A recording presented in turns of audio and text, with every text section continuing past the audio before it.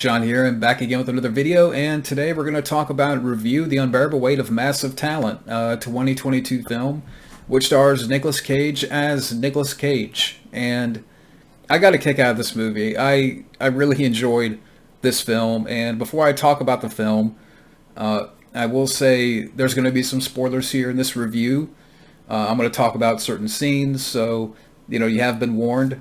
But the plot here, you have Hollywood actor Nicolas Cage. He plays himself. He plays a fictionalized version of himself, and he's struggling with his career. Being passed over several major film roles, and sometimes throughout the film, he's being tormented by his younger self as a figment of his imagination.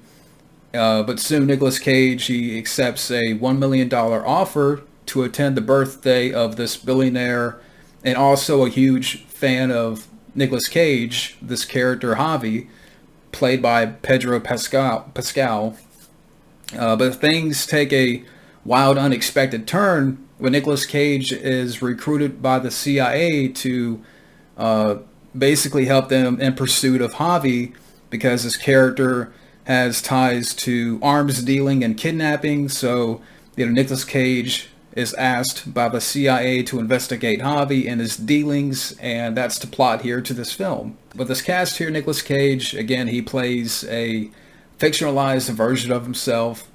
I mean, even in the beginning, they talk about how he's not on top as he used to be, and that kind of mirrors his career as of late. I mean, it's not like it was in the 90s, especially in the mid-90s, where he was putting out films like The Rock and Face Off and Con Air. He's not that top star anymore. And when you look at his body of work in the last 10 years, it seems like ever since Ghost Rider 2, which is not a good movie, after that, his career took a dip. And some people might say, well, it may have started a little bit before that. But in the last decade, Nicolas Cage has done a lot of direct-to-video work, and, we've heard stories about, his spending and what have you, and that he's been relegated to all these direct-to-video roles. Now, I've heard some good things about, for example, Mandy, which I have the Blu-ray, but I haven't seen the film yet. I still need to watch that film. I've heard some good things about Willy's Wonderland. But, there's been some ones in there that have not been so good. But I have noticed that in the last few years, Nicolas Cage, he chooses projects that are interesting. It's not always a slam dunk, but I like that Nicolas Cage, he chooses different roles that are just different. And I've heard a lot of good things about Pig. I haven't seen the film yet. I know I've seen some recent interviews with Nicolas Cage, that he talks about the film, that it's one of his favorites of his filmography. Maybe one day I'd like to check out Pig. And again, I've heard a lot of good things about Mandy and Willy's Wonderland, which in fact I will be checking out Willy's Wonderland soon. But again, it's interesting how the film kind of mirrors that kind of real life, the career of Nicolas Cage. That his career has took a dip, and he's struggling to land the roles. And even with this performance, being a fictionalized version of himself, it's more of a heightened performance. Nicolas Cage does a really good job, and you get all kinds of Nicolas Cage in this movie. I mean, you get a little bit of the manic side, when it comes to certain scenes, but there's also some really good acting, because they touch on some of the family aspect in the film, with his wife and daughter, not his real life wife and daughter, but his wife and daughter in the film, because, Nicolas Cage has been so, focused on landing the next big role, that there's this disconnect between, him and his family, especially him and his daughter. And there's a couple of good scenes where, he's talking with his family, and I thought they were nice. So again, really good acting there, from Nicolas Cage. But like I said, you get all kinds of Nick Cage in this movie. I mean, you get, the manic side. You get the scenes again where, he's battling with his younger self. I don't know if I needed to see him where he's talking to his younger self, and his younger self, which is kind of a take on his character from Wild at Heart. And there's a scene in the film, I kid you not, where his younger self makes out with Nicolas Cage. And I don't know if I needed to see that, but that happens. But I will say, later on, there's a funnier scene where his younger self is trying to, motivate Nicolas Cage, and that made me laugh in the third act. That was a really fun bit where his younger version is trying to, talk him up to, save his family, and I thought that was a really fun scene. And the way his younger version looked, I mean, you could tell that, it's Nicolas Cage, but there's a little bit of CGI enhancements on the face. But it didn't bug me. I mean, because it looked like, Nicolas Cage, 30 years ago. So you could tell there's a little bit of a, CGI enhancement on the face, but it's Nicolas Cage. And again, there's like 2 or 3 scenes with his younger self. But, my favorite part in regards to that comes later in the third act.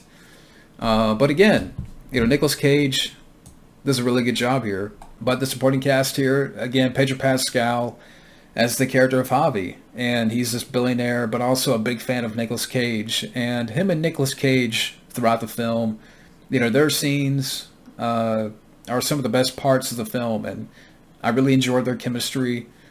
I mean, you can almost relate to Javi, being a big fan of Nicolas Cage. I mean, there's even a part in the film where, he shows Nicolas Cage a shrine to his movies. And you see all these different props from his films. I mean, you see the chainsaw from Mandy. You see the little green things from The Rock. The little balls, the green balls. I forgot what they were called, but yeah, that's in the film. You see a statue of his character from Face Off, holding the golden guns.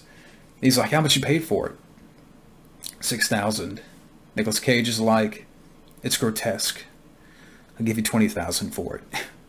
And I really enjoyed that bit. But again, I really enjoy their chemistry in the film, and it's almost like a bromance, is what I would refer it to as. Because you can relate to Javi, again, being a big fan of his acting, being a big fan of Cage. I mean, there's even a bit in the film where his character talks about how his father was in the hospital, and the one film that came on that they both can enjoy and relate to is Guarding Tess. So there's a Guarding Tess reference in this movie. And there's a point in the film later on where they're being pursued by these bad guys, and they see the Jeep, and Javi has a plan that we can run for it. He's like, I see how fast you can run. I saw you a national treasure. And he's like, that's the stunt department. But not in the making of featurette. You ran. You did your own stunts. So, I mean, just little things like that I really enjoyed. And again, some of the best parts to me are with those 2 characters. But also you have Tiffany Haddish in the film. Her character works for the CIA with her partner, played by Ike Barinholtz. And, they have a couple of fun scenes. I mean, the way that she approaches Nicolas Cage at the airport. I love Croods 2. And the other guy's listening in, her partner's like, Croods 2? I'm 44 years old. Why don't I watch Croods 2? So they have a couple of fun bits. The wife in the film, Nicolas Cage's fictional wife, is played by Sharon Horgan.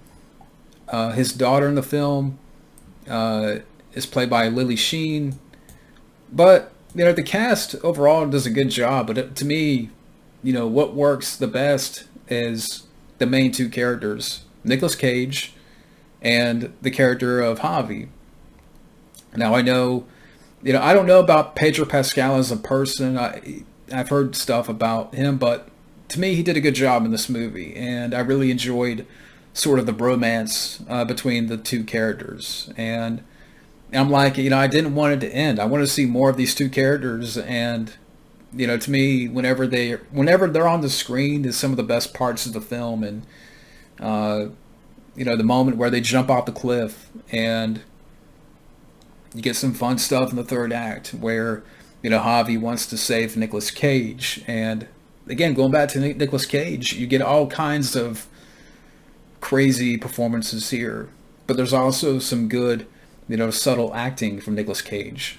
So Nicolas Cage does a wonderful job playing himself. Even at times he's kind of a heightened version, but at the same time does a really good job. With the comedy here in this film, I enjoy the comedy quite a bit. Now, I'm not going to sit here and say that I was constantly laughing my head off, or it's a knee slapper all the way through, but if I wasn't laughing at times, for me, like I had a smile throughout the whole movie because it knows what it is. And that's the thing about this film. It knows what it is. It's kind of poking fun of itself. Nicolas Cage and his persona, which I know over the years, Nicolas Cage has become sort of a meme. And, the kind of the outrageousness of Nicolas Cage and all that stuff. And that's fun too. And there's quite a bit of that in this film, kind of poking fun of the outrageousness of Nicolas Cage and the manic side and what have you. So you get quite a bit of that in terms of, scenes and what have you. But I enjoy the comedy for the most part. And the two leads, made the film work with their fun and sweet chemistry, rapport. The action, you actually get some fun action in the third act. And, that's something that I'll be honest, I didn't expect. Like, I knew there was going to be a couple of action scenes, but there's some fun stuff with, the action in the third act where, he has to save his family. I'm not going to go too deep into that, but you get some fun stuff there. And, the film moved at a good pace. The director who did this film here, I'm going to get the name, Tom Gormican. I don't know what else he's directed, but to me, he did a really good job directing here. And you can tell, this guy is a big fan of Nicolas Cage. I think even Nicolas Cage has talked about that in interviews, or may have hinted at this director. You can tell this guy is a big fan of Cage. I mean, his fandom is all over this movie, whether it be, via the references to certain movies.